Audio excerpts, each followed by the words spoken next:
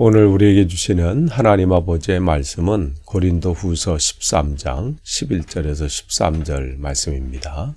고린도후서 13장 11절에서 13절까지 제가 봉독해 드리겠습니다. 끝으로 말합니다. 형제 자매 여러분, 기뻐하십시오. 온전하게 되기를 힘쓰십시오. 서로 격려하십시오.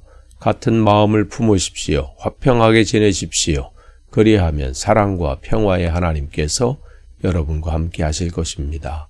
거룩한 입맞춤으로 서로 인사하십시오. 모든 성도가 여러분에게 문안합니다. 주 예수 그리스도의 은혜와 하나님의 사랑과 성령의 사귐이 여러분 모두와 함께 하기를 빕니다. 아멘. 오늘 이 고린도 후서 제 마지막 시간입니다. 이 고린도 후서는 이 위로의 서신이면서 동시에 화해의 서신이라고도 합니다. 바울은 자기의 그 사도직을 변호해야 됐고, 또 거짓 교사들에게 미혹된 성도들, 또 그들을 다시 예수 그리스도께로 돌이키기 위해서 또 변호해야 또 하고 애써야 했습니다. 그러면서 바울은 약할 때 내가 곧 강합니다.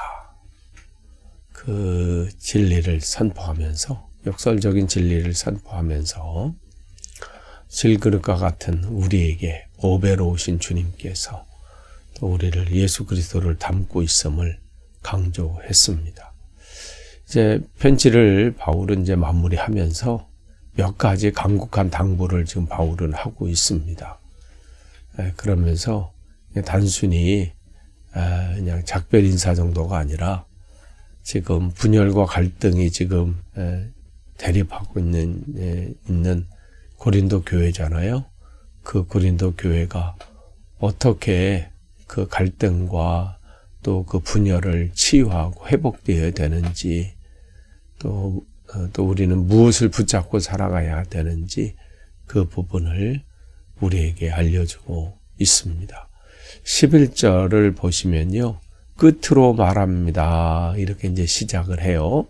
그러면서 5가지를 권면합니다. 이것은 지금 고린도 교회가 분열이 된 이 고린도 교회가 어떻게 하나가 되어야 되는 것이 지금 간절한 지금 바울의 소망인데, 그 하나됨을 위한 필요한 덕목들이에요. 뭐라고 되어 있어요? 기뻐하십시오 그랬어요.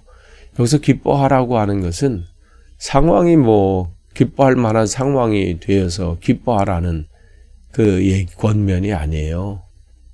우리의 기쁨이 지금 여전히 고난과 역경, 또 해결해야 될 문제들도 많고, 그렇지만 우리의 기쁨의 근원이 우리의 환경이나 어떤 상황에 있지 않다는 거죠. 기쁨의 근원이 예수 그리스도께 있다. 그렇기 때문에 우리는 기뻐해야 된다. 이 말은 영적인 기쁨을 회복하라는 거예요. 내 안의 영적인 주님과의 깊은 관계 속에서 또 그 기쁨이 회복될 때 상황도 바뀌는 거예요. 그 상황은 무슨 문제가 해결되고 어떤 상황이 내가 원하는 대로 풀어진다, 이 얘기를 하는 게 아니라, 내 안의 영혼, 심령이 새롭게 될 때 상황이 다르게 해석이 되고 다르게 보여진다는 것이죠. 그리고 이겨낼 수 있다는 것이죠. 바뀐다는 거예요. 그래서 또한 뭐라고 그랬어요? 온전하게 되기를 힘쓰십시오.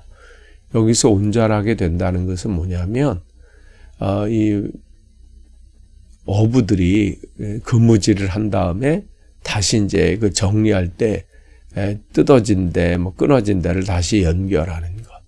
또 의사들이 부러진 뼈를 다시 이렇게 맞춰서 그것이 온전하게 회복될 수 있도록, 그러한 때 사용되는 단어입니다. 그러니까 여기서 온전하게 되기를 힘쓰십시오라고 하는 것은, 지금까지는 서로 비난하고 흠을 잡고 이렇게 했다 할지라도 이제부터는 부족한 부분을, 그러한 부분들을 채워주고 상처를 또 싸매어줘서 그 부분이 제 기능을 발휘할 수 있도록 그러한 회복을 말하는 거예요. 그러니까 그들이 그러한 온전하게 되기를 힘쓰십시오. 또 뭐라고 그랬어요? 서로 격려하십시오. 개역개정에는 위로를 받으라, 이렇게 위로를 받으십시오, 이렇게 되어 있어요. 그러니까 같은 의미죠. 하나님의 위로를 받을 뿐 아니라 그 위로를 가지고, 주님이 주시는 위로를 가지고 서로 격려하고 권면하고, 그러니까 교회에서 있어야 될 것은 바로 이거라는 거예요. 비판 대신에 서로 격려하고, 흠 잡는 거를 얘기할 때 서로 위로하고 격려하는 것. 또 뭐라고 얘기해? 같은 마음을 품으십시오. 이것은 모든 사람의 의견이 똑같아야 된다, 이 얘기를 하는 게 아니에요. 우리 한 마음을 품으라 그러니까 내가 이런 주장을 하고 회의 때 이런 의견을 내면 우리 다 같은 의견이 돼가지고 그걸 하자, 이 얘기를 하는 게 아니라 예수 그리스도의 마음과 이 방향이 같아야 된다는 거예요. 우리가 무엇을 결정하든 선택하든 예수님의 마음을 가지고, 그러니까 그 하나됨을 얘기하는 것이에요. 내 주장이 옳으니 나를 따르라, 이 얘기를 하는 게 아니죠. 또 뭘 얘기해요? 화평하게 지내십시오. 그러니까 평화를 만드는 자가 되라는 거예요. 그러니까 평화는, 그 평강은 그냥 주어지는 게 아니죠. 우리가 그 힘쓰고 노력할 때, 하나됨을 애쓰고 평강을 위해서 애쓸 때 주어지는 거예요. 그러면서 12절에서 바울은 거룩한 입맞춤으로 서로 인사하십시오, 이걸 덧붙입니다. 그러니까 껄끄럽고 서먹서먹한 관계들이 있잖아요. 교회에서 보긴 보는데 그 관계가 조금 소원한, 또 껄끄럽고 뭐 이런 관계들이 있을 수 있어요. 그렇지만 그리스도의 사랑 안에서 진심 어린 친교를 나누라, 또 그런 교제를 해라. 또 이것이 그냥 예배당 안에서만이 아니라 문 밖에 나가서도 우리의 삶 속에서 우리에게 주어진 그 한 영혼들 서로 관계를 단절하고 서로 끊고 살라고 우리에게 주신 것, 영혼들을 붙여주신 게 아니라 그 영혼을 우리에게 붙여주신 것은 그 영혼이 주님 안에서 온전히 설 수 있도록 우리가 그 역할을 감당하라고 우리에게 만나게 하신 거예요. 그저 그냥 삶 속에서 친교하고 또 수다 떨고 커피 한잔 하고 이 정도의 관계로 맺고 끝나라고 붙여주신 것이 아니라 여러분이 맡아야 될 영혼들이에요. 예수님을 믿게 하는 그 역할이, 그 사명이 여러분에게 있습니다. 또 거기 보면 11절을 이렇게 보시면 바울은 앞에 그 권면들을 잘 지킬 때 주어지는 놀라운 하나님의 약속이 있다고 선포해요. 그리하면, 그래요, 사랑과 평화의 하나님께서 여러분과 함께 하실 겁니다. 하나님께서는 우리가 모든 게 부족함이 없고 완벽해서 우리와 함께 하시는 것이 아니에요. 부족하지만 우리가 앞에 쭉 얘기한 것처럼 온전하게 되려고 애쓰고 서로 격려하고 또 화평하게 지내려고 하고 같은 마음, 주님의 마음을 갖고 또 맡겨주신 사명을 감당하려고 몸부림칠 때 바로 그곳에 하나님의 임재가 있는 것이죠. 그곳에 하나님이 함께 하시는 거예요. 하나님이 계시는 것은 분열과 다툼이 있는 곳이 아니에요. 거긴 사단이 드글거리죠. 그러나 우리가 사랑하고 서로 평강하기를 원하고 또 격려하고 위로하는 그 자리에 주님께서 함께 하십니다. 그러니까 사랑과 평화의 하나님이라는 표현에 주목해야 돼요. 그것이 주님의 마음이고 또 그것을 원하신다는 것이죠. 그러면서 13절 우리가 예배 때 축도할 때 사용되는 구절이 이거예요. 거기 보면 예배 때마다 여러분 들으시잖아요. 첫 번째가 주 예수 그리스도의 은혜다. 그래서 이 순서대로 하는 거예요. 왜 하나님을 먼저 하고 성령님이 먼저 나올 수도 있고 그러는데 꼭 주 예수 그리스도 주님 예수님의 은혜 나오고 그다음에 하나님 나오고 성령 나오잖아요. 그 당시에 보통 이제 교회에서 축복을 이렇게 서로 블레싱을 했어요. 가장 먼저 언급된 게 예수님의 은혜예요. 그런데 이게 그냥 순서가 먼저 이렇게 한 게 하다 보니까 순서가 이렇게 된 게 아니라 이유가 또 다 있어요. 죄인인 우리를 십자가에서 죄인인 우리를 위해서 십자가에서 피 흘려 죽으시고 부활하신 그 대속의 그 은혜, 그것이 구원의 은혜의 시작이에요. 주님께서 우리를 위해서 죽으신, 우리가 무슨 그런 자격이 있나요? 자격 없지만 우리를 위해서 대신 죽으신 주님의 은혜가 오늘도 우리를 붙들고 있습니다. 두 번째가 하나님의 사랑이에요. 근데 이 하나님의 사랑은 예수 그리스도의 그 은혜는 바로 이 하나님의 사랑으로부터 시작이 되었지요. 아들을 아끼지 않은 이처럼 사랑하사 독생자를 우리에게 주셨으니 이는 저를 믿는 자마다 멸망치 않게 하신다.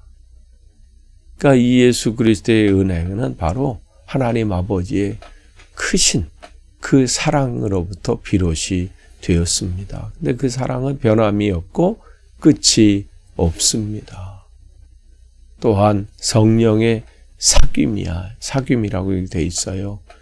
이 사귐은 뭐예요? 코이노니아예요. 코이노니아.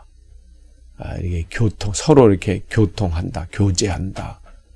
또 함께 어떤 일들을 참여하게 하신다.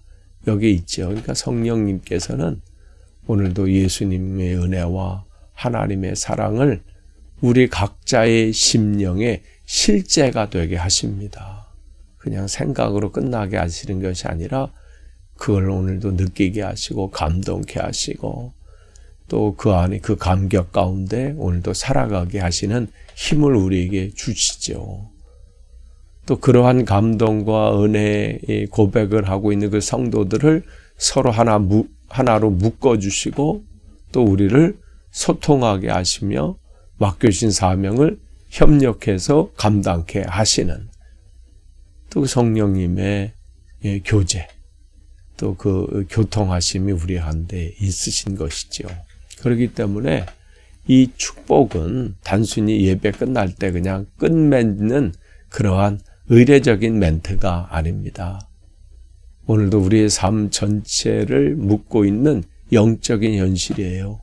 우리는 예수의 은혜로 구원을 받았고 또 하나님의 사랑 안에 거하며 또 성령님의 사귐을 통해서 살아가게 되는 것이죠. 오늘 우리가 이 고린도후서 이렇게 해서 이제 끝을 맺는데요.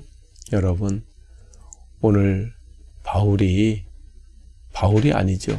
하나님께서 바울이 입을 통해서 우리에게 말씀하시는 거예요. 그 5가지 권면 여러분이 꼭 기억하시고요. 또 주님의 예수 그리스도의 은혜와 하나님의 사랑과 그 성령님의 우리 안에서 충만하시고 또 교통하시는 그 은혜가 여러분에게 충만하셔서 오늘도 이 험한 세상 환경에 무너지지 마시고 여러분이 오늘도 승리하시는 복된 하루 되시기를 축복합니다. 기도하겠습니다. 하나님, 이 땅의 삶은 나 혼자가 아닙니다.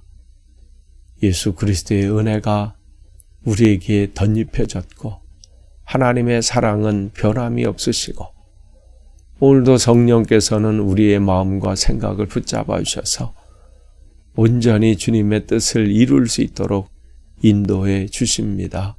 그러한 우리들이 서로 분열하고 다투고 시기하는 것이 아니라 서로 위로하고 격려하고 권면하고 또 함께 나누고 서로 평강을 위해서 애쓰는 그러한 복된 성도로 온전히 세워 주옵소서. 예수님의 이름으로 기도합니다. 아멘.